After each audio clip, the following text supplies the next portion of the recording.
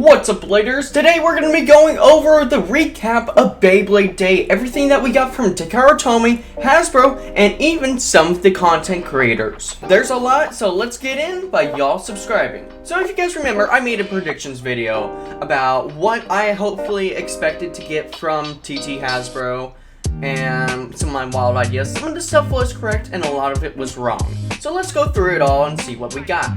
So starting off with TT. Takara Tomy released the Excalibur remake. We knew about it, but we finally got the official trailers and videos for it. They also released the Asia GP tournament for 2025, and a new kind of tournament, the team tournament set for coming in 2026. There's also going to be a new subscription base for a app over in Japan that is going to be 550 yen, which equates to about $3.68 USD, which will include a new Drawn Brave recolor, a new kind of Baylogger cover, and it also gets you a weekly challenge to get any of the Get Rare Beys, which expect that to be big, because that gives us a lot of a chance to see the chances of an Aero Pegasus, Cobalt Drake, any Get Rare Bey sliced in half, unless they increase the rates of how to get them. That's the only way.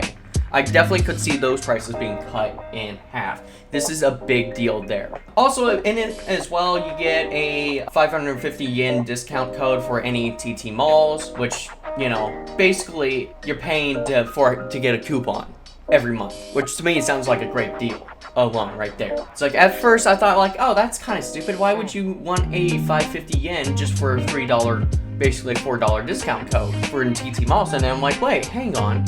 You're just basically paying for that discount code for yourself later. So it's a treat plus a bunch of extra benefits.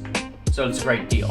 And then apparently there's also exclusive surveys that come with the subscription base. I don't know what that's about, but yeah. And then Beyblade is becoming a lottery.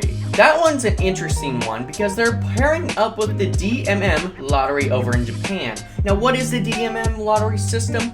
Well, apparently it also works with a lot of other animes and gives out a lot of exclusive promotional material, just different material in general, and having different tiers. You're guaranteed to win at least something, but there's different tiers of different products you can win. As of what we know so far about it, nothing. That's all we know. And then there's a new collab with fishing game. I don't know what this one is, but there's more information to come soon about it. Planned for Core Spirits Fishing Experience game collab.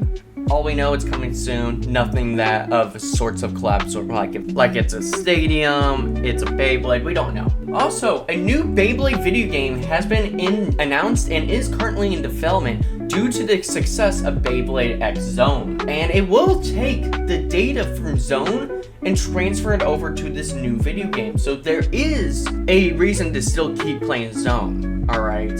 There's a clear reason. If you can have your data from this, or the first game of Zone, transferred over to this new one, it'll be interesting how they do things this time around. With more information about Zone, for whatever reason, over in Japan, you can cut out a barcode to win a possible prize. Only 100 people are going to win this. 10 people are going to win a clear Drake, while 45 people will win a Drawn Brave, and the other 45 will win a Arc Wizard. There was also new DLC announced for Beyblade Zone, and these were the Bay Park Busters. All three of them, all of the Ratchet's bits, all for free right now on Steam. For some reason, not on the Switch version for the English version, but at least for the English version on Steam, and of course all the other Japan regions, you can go ahead and pick up these bays for free until April 4th, of course. And for right now, until the 26th of March, all the game and its DLC is 25% off. Moving on, Asia has got all the collab bags so far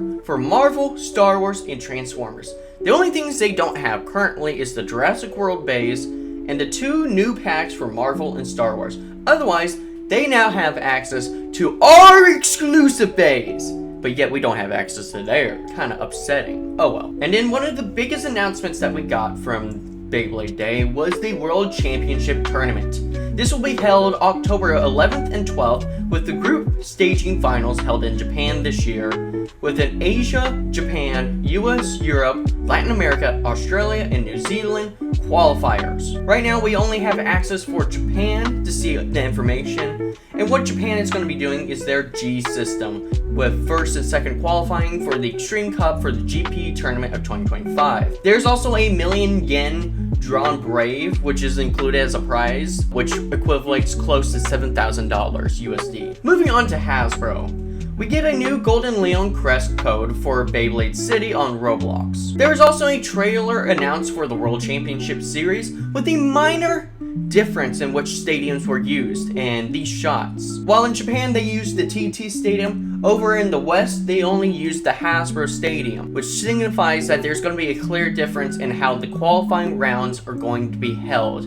So start practicing in the Hasbro Stadium, boys. There was also some new promotional material for products on their social media pages, nothing too big though. Pre-orders went up on Wave 5 on Amazon, including Beyblade CX. We also did get some official parts and images for the Jurassic World Beys, and some new Star Wars Beys, the Marvel 2-packs, all of that on Amazon. So we get to see, clear, nice images. With also some more news about the Hasbro, how the US is going to be handling, or at least Hasbro is going to be handling the majority of the World Championship Qualify Regionals. It's, from what we understand, is that tournaments are going to start as soon as next month, potentially, and continue on, most likely located in big cities like New York City, somewhere in California, Chicago, maybe something for like Tampa, Miami, or something in Texas such as Houston or Dallas. I could very much see that. But something happening in, say, something like Kansas, Minnesota, Wyoming, places like that that don't really have a scene, that isn't booming, that isn't a real big city, I don't see that happen. Now, it could also be, since Hasbro is and Beyblade is part of Wizards of the Coast, it very much could be the same way of how they handle everything else, how other tournaments do qualifiers through smaller shops for Wizards of the Coast. But it'll be interesting. It'll be interesting for sure. As we know, there is an open class and a regular class. Now, what's the difference between the two? The regular class is 12 and under, while the open class is open for any age group to participate in, which is a big deal. But now, moving on to the creators and what they did for Beyblade Day. So for myself, I announced the teaser for the Beyblade Awards 2025